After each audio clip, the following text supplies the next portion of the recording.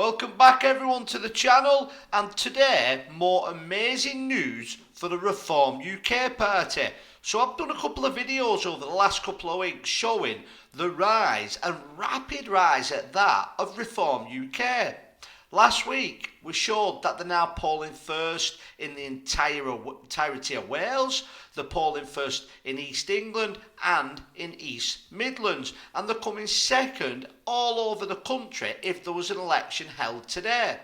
Well, within 1 week it must be the biggest rise in the history of UK politics, because for the first time a party is polling higher than the Labour Party or the Conservative Party. The Reform UK Party, if an election was held today, would be coming in second place, overtaking the Labour Party, the current government, who have only been in government for 6 months. They should still be on the honeymoon period. Take a look at this graph.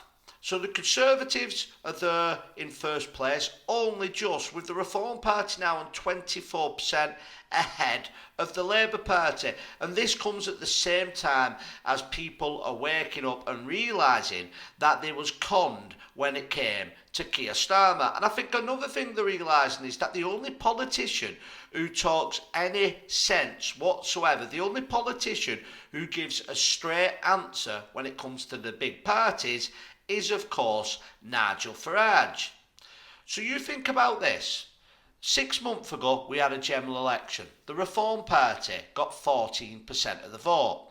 They was polling far higher than that, but a lot of people's nerves at the last minute got scared of the other big party winning. So if you're in a Labour area, you're scared the Conservatives might go in, you might want to vote Reform, but instead you vote to kick the Conservatives out. And likewise, in other areas where you may vote Conservative because you feel they've got the better chance. And that's why the Reform Party saw a drop of around 5% on the last week of the general election.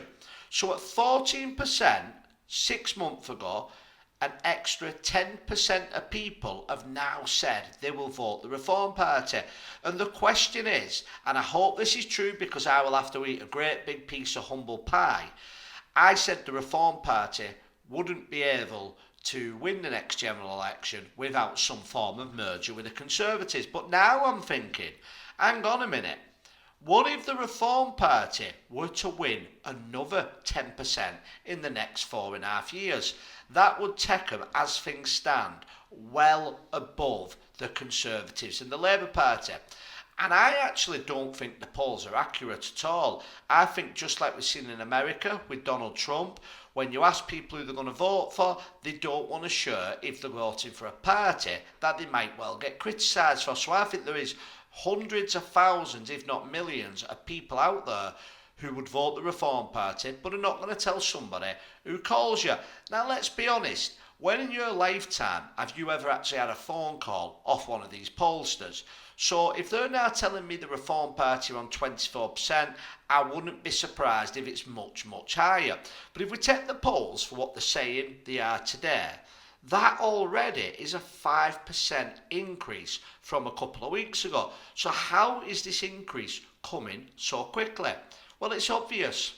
There are working class men and women out there, and young people in big numbers for the Reform Party, who voted Labour. Historically, the families voted Labour, especially in areas like this, up here in the north, and they don't like the Conservatives.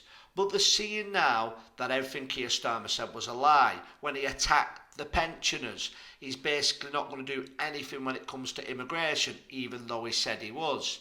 We've seen 1 million people coming to Britain already this year. The numbers are far too big. And now people are not scared about speaking out about it and being called a racist, because let's be honest, we're past that point. That weapon of the mainstream media and the establishment doesn't work anymore, especially since Donald J. Trump got elected in America. So these people in these old northern and midland old market towns, which are now being swamped with migration, they're seeing the cost of living go down. Absolutely, it's not all the fault of the migrants. I'm not suggesting that for 1 minute. they can't get doctor's appointments. And all the time we've now got a government saying we're all in this together.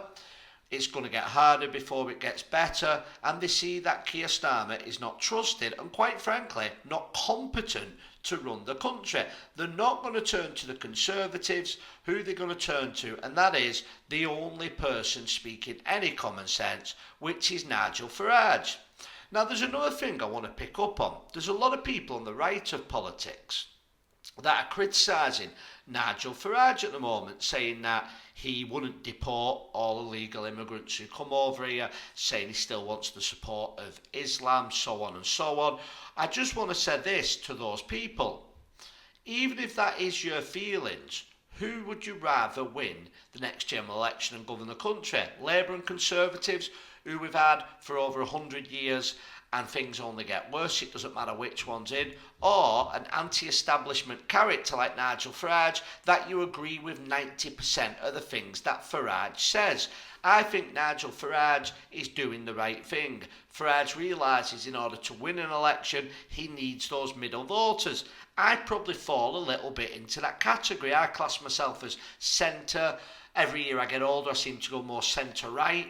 When I was in my early 20s, I probably started off as centre-left till I realised what the world was really like. And I'm sure many other people are the same. When you get real-life experiences, you realise what has to be done in the country, and you must put your own people first. And Farage is the only person saying that.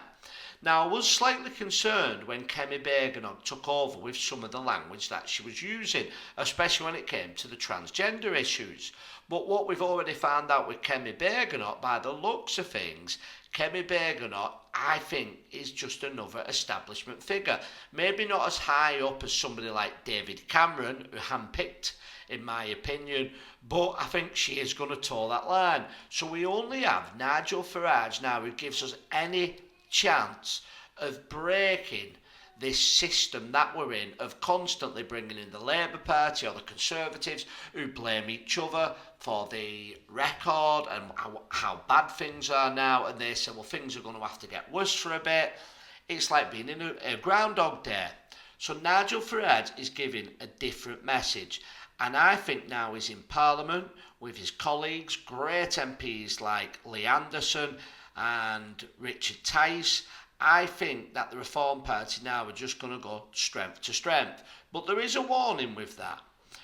You watch now how the mainstream media and the establishment are going to attack the Reform Party. They're realising that the racism card doesn't work. They will start going after Nigel Farage like Nigel Farage has never seen before.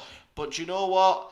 I think whatever they throw at Nigel Farage, I don't think it will matter now. But please let me know what you think about this rise of the Reform Party. First of all, polling first place in Wales, polling first place in the east of England and the East Midlands, and now leapfrogging the Labour Party, the current government, into second place. And within a couple of weeks, I think the Reform Party will be polling first. But then the question will come, what about how this will relate and show with how many MPs? Because even at this polling now, the Reform Party would have a maximum of 90 MPs. They could end up getting the biggest popular vote and maybe only getting as little as 80 to 100 MPs.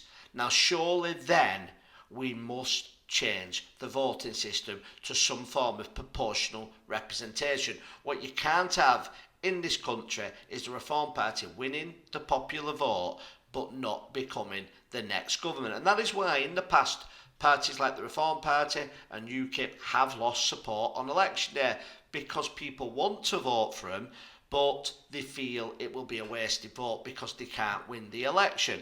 I have no doubt whatsoever, if we had some type of presidential election system and you had Kemi Bergenog, Keir Starmer and Nigel Farage would win that election 100%.